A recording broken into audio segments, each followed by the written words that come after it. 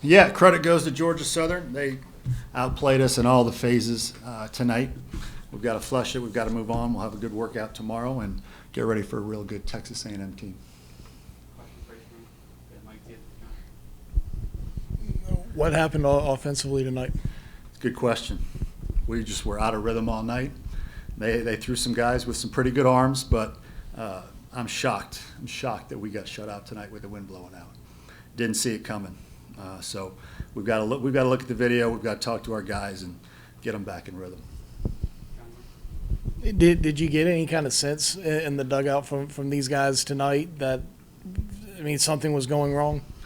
I mean, obviously we didn't score runs. We had 4 hits. I don't know if it was the 3 days off, which is something we haven't had. We played last week. We played a Wednesday game. That's an excuse. We don't make excuses. We just weren't good tonight. Sometimes it happens. We've been great in Founders Park all year, and we weren't tonight. That's just as simple as that. How's it going? Do you have any update on Copper or Petrie? No, Petrie should be fine. He got hit on that bruise that he's had on his knee, and Copper we have to talk to the doctors and the athletic trainers and see what they have.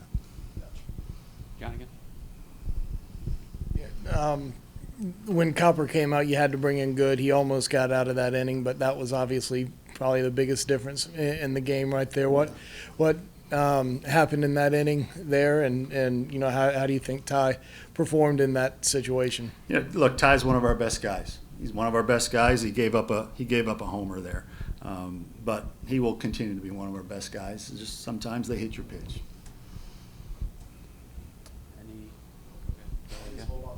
Yeah. The rest of the pitching staff seemed to perform really well over the course of the night. Did anybody stand out to you particularly? Yeah, well, we had 17 strikeouts and 4 walks. Again, if you'd have told me before the game with the wind blowing out, we're going to strike them out 17 times and only walk them 4 times, I would have felt pretty good about what we could expect. It wasn't our night, but I thought SQ looked pretty good coming out of the pen. Becker was really good again. McCreary was outstanding. Marlott was outstanding.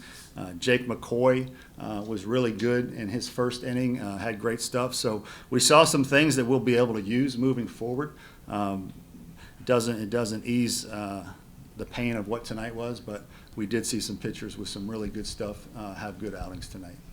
It seemed, I mean, I know Sunday's a while away, but it seemed like some of the guys who you could use in a Sunday start pitch tonight. I guess you kept pitch counts low, Yeah. bullpen kind of day. Yeah, everybody you saw tonight will be available this weekend. We kept all their pitch counts at a very manageable level, so they'll all be available this weekend.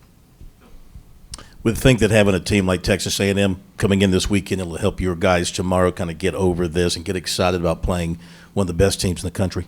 Yeah, I mean, look, every weekend in the SEC is exciting, and these things happen. I mean, SEC teams do not go undefeated in midweek games, and sometimes midweek games are not won by SEC teams. It happens. Again, hat tip to Georgia Southern. They came in motivated, and they played really well tonight, much better than us. So you've got to tip your cap, and we'll be ready to go on Friday. You said everyone should be available this weekend. Does that include SQ? Will he still pitch Saturday? SQ will be available. Where he pitches is still TBD. Anything else? Texas A&M has top 3. Their top 3 in their order have to be as good as anybody in the country. What do you see about them offensively that stands out? Yeah, they have 3 future big leaguers at the top of their lineup, is what I've been told. I've watched them play quite a bit, and I would agree that that's how they look. And then they're pretty good after that as well. I mean, they're really good 1 through 9. They're 26-3. It's a really good team, and we need to be ready for that. And I think we will be. And since we don't get to talk to you tomorrow, have you and Matt decided about what you want to do with those first 2 spots? Are you going to go Jones and then Pitzer, or is Saturday still kind of up in the air?